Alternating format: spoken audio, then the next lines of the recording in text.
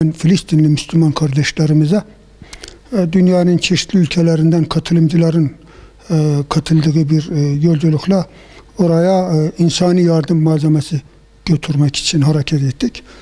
Oysa İsrail gücünü göstermek, işte bir anlamda dünyaya meydan okumak, Müslümanlara gözdağı vermek için kalleşçe bize saldırdı. 31 Mayıs sabahı 10 tane kardeşimiz şehit oldu. 62 dolayında yaralımız var diye 3 gün bize esaret hayatı yaşattılar. Tabii dünyanın çeşitli ülkelerinden gelen tepkiler nedeniyle geri adım atmak zorunda kaldı. Bizi memleketimize gönderdi.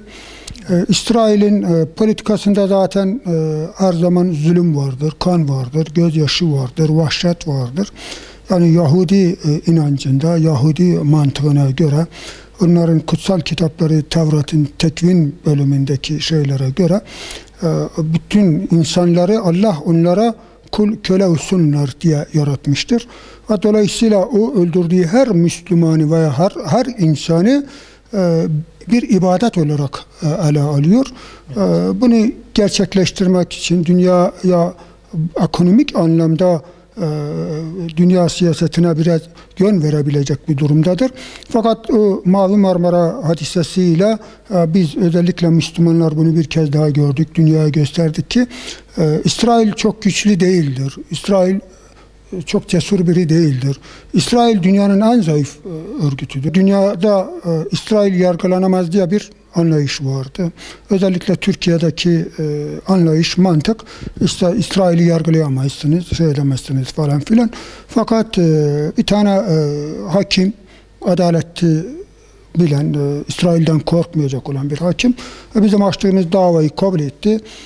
3 yıl sonra bunlara bize saldırı yapan Genelkurmay Başkanı, saldırı emrini veren, Deniz Kuvvetler Komutanı, İstihbarat Daire Başkanı, bir de Hava Kuvvetler Komutanı hakkında tutuklama kararı çıkarttık. Fakat Türkiye'deki siyaset anlayışı hala bundan 15-20 yıl, 30 yıl önceki anlayışa hakimdir. Hala o mantık sahip. Dolayısıyla kararı Interpol'a bildirmediler. Şimdi bizim sıkıntımız davanın ağır işleyişindedir. Yani sistem, yani Türkiye'deki siyasal yapı, siyasal anlayış bir anlamda Mavi Marmara hadisesini konjüktür gereği nasıl bir hizmet alacaksa veyahut da nasıl yönlendirebilecekse konjüktüre göre değerlendirmeye çalışıyordur. Bu da dolayısıyla katılımcıları, özellikle şehit ailelerinin yakınlarını, işte bizleri oldukça üzüyordur. Çünkü biz İsrail'e hiçbir zaman muhtaç olmadık. İsrail'e muhtaç da değilizdir. İsrail bize muhtaç olduğu için anlaşmaya zorluyordur, yakınlaşmaya çalışıyordur. Dolayısıyla hükümetin veya devletin İsrail'le diplomatik ilişkilerini geliştirmek için perde arkasından yürüttükleri bizim adımıza, yani Mavi Marmara katılımcılarının adına yürüttükleri bir takım anlaşmalar, bunlar bizi oldukça üzüyordu. Şimdi devlet yeniden İsrail'le diplomatik ilişkilerini geliştirmek, uluslararası anlaşmalara uyum sağlamak için İsrail'le anlaşmaya vardı. Bunu Mavi Marmara katılımcıları olanlar, yani orada bedel ödemiş veya kan sahipleri diye adlandırabileceğimiz şehitler ve yaralılar, bunlar hiçbir şekilde İsrail'le anlaşma gibi bir şeye doğru bakmıyorlar. Çünkü İsrail'le dostluk ve İsrail'le anlaşma demek ayıyla aynı ine girmeye benziyor. Çünkü İsrail Yahudi Siyonist bir rejimdir. Dolayısıyla bir Müslümanın Siyonist bir rejime güvenmesini beklemek de pek doğru değildir. Ancak Mavi Marmara hadisesinden sonra özellikle ortaya atılan Özür hadisesine baktığımızda saldırı açık ve aleni bir şekilde oldu. Ama buna rağmen Özür kapalı başbakanla telefon görüşmesi, bunun da kamuoyuna saldırı gibi açık bir şekilde yapılmasını beklerdik. Özür'ün açıklamasının. İkincisi Gazze'ye ablukanın kaldırılma hadisesi. Gazze'ye ablukadan ziyade ambargonun kaldırılması gibi bir anladığımız kadarıyla, gerçi daha tam metin netleşmedi ama kamuoyuna yansıdığı kadarıyla bakıyoruz. Sadece işte Türkiye orada bir hastane inşa edecek. Türkiye yine İsrail'in denetiminde oraya malzeme yardım götürecek. Elektrik, su ihtiyacını giderecek Gazze'nin. Bunlar basına yansıdığı kadarıyla öğrendiğimiz şeylerdirler.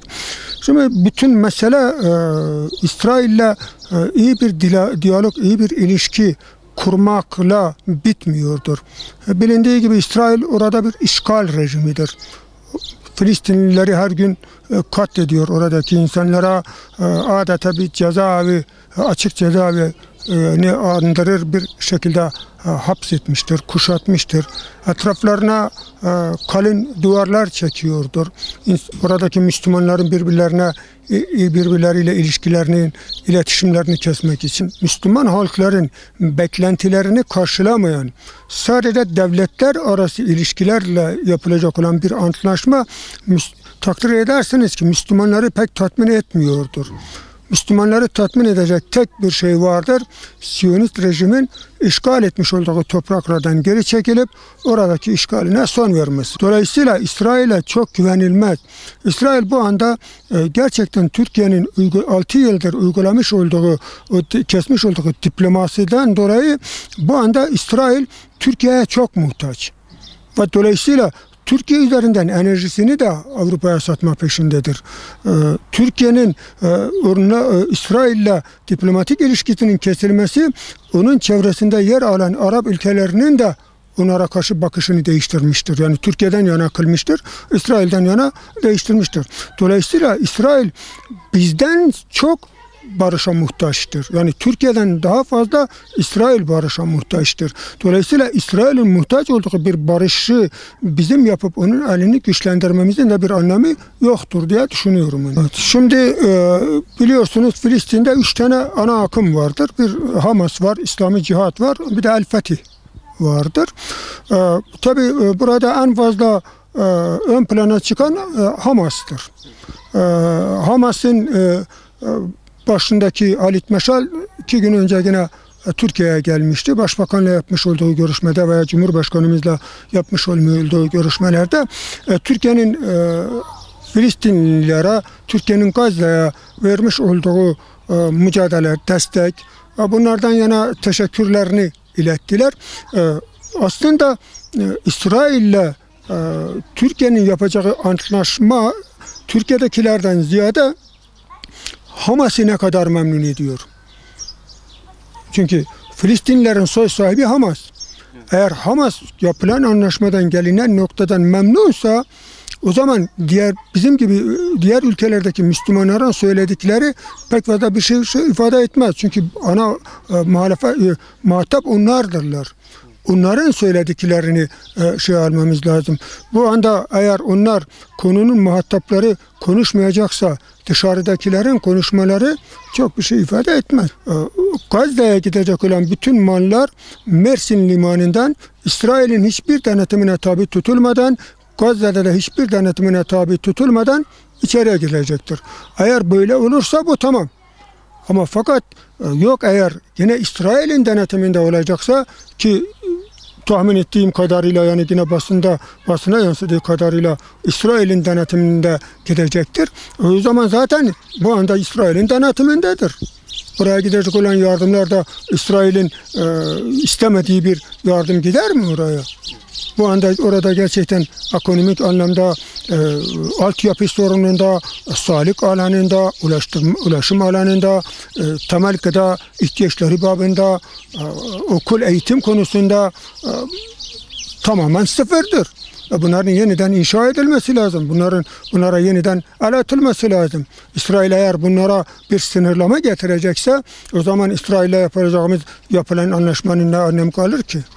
Şimdi biz yola çıkarken bize işte para verilsin, para alacağız. Böyle bir hesabımız yoktu. Şimdi biz İsrail'in bana yani Halim Elmalı'ya yaralanmasından dolayı ödeyeceği katrilyon dolarlardansa İsrail cezalandırılarak verilecek olan 1 liraya ben razıyım. Yani katrilyon dolarlara değil. Çünkü İsrail yine basına yansıdığı kadarıyla herhangi bir yardım kuruluşu vasıtasıyla o parayı mağdurlara aktaracaklardır. Dolayısıyla burada İsrail'in cezai bir müeyyideye tabi tutulduğu yok gibi bir şey yoktur. Ama İsrail 1 liraya mahkum edilerek o para bize ödenirse İsrail bundan sonra Filistinlileri katledemeyecektir. Gazze'yi bombalayamayacaktır. Niye? Çünkü yapacağı her katliamı, öldüreceği her insanın bizim davamız amsal gösterilerek katledilecektir.